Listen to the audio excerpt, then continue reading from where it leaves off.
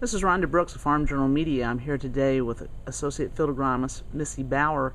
And Missy, you're talking today about soil density management. What would you want to share with farmers this afternoon? Well, Rhonda, what we have here is an example of a soil pit where we ran two different tillage systems and are seeing some pretty big differences in soil density and root growth underground. So if we take a look at these root systems that we have here, on this side of our tillage pit, we had ran what we'd call a hybrid chisel, 12 inches deep, had a lot of really good shatter in between the shanks, about 10 inches of shatter in between those shanks. We then leveled this up with a vertical tillage harrow type of a tool. What that's allowed is to have pretty uniform density as far as root growth. So you can see here we got really great root growth coming down real nicely through this soil profile. We've got a lot of nice roots. Here's a part of a third set of crown root down in here into this subsoil and another one here.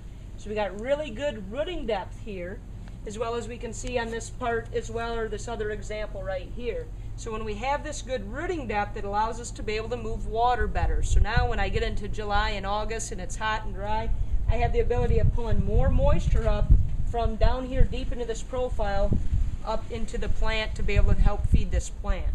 So I get better root growth where I've got uniform soil density. I can pull more water up as I get late into July and August. You can take a look at this root here. This is a root ball that I dug out of this treatment.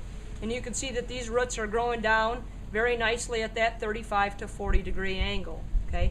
Just like what we're after. So we want to see that the crown roots, first, second, third set of crown roots, are going down like this. Now if we slide over to the other side of this pit, I'm running into a firm layer. This is what we'd call a soil density layer. So I got loose soil here, and then I'm very firm. This layer is about 3 inches down, okay? This was actually caused by a disc. So what we did here is in the fall ran a disc in here on corn stalks, and then ran a disc one more time in the spring to try to get it into better condition to actually be able to plant it to it and have a good seed bed.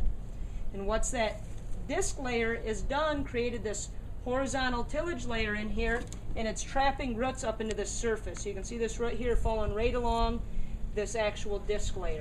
We've got a lot of roots, but they're only in this top 3, maybe 4 inches of soil. So we've really limited the depth of rooting. When you see we get down in here, we don't have very many roots down deeper into this profile at all.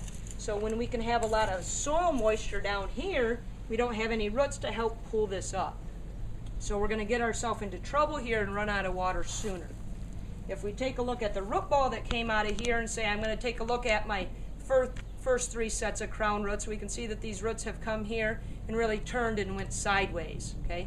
So instead of now farming on maybe 10, 11 inches of good surface soils here, I'm farming on about 3 inches of soil. So if I don't keep getting a lot of rain in July and August, I'm really going to run into trouble here where these roots are turned going out sideways, have no ability to help pull up water from down below.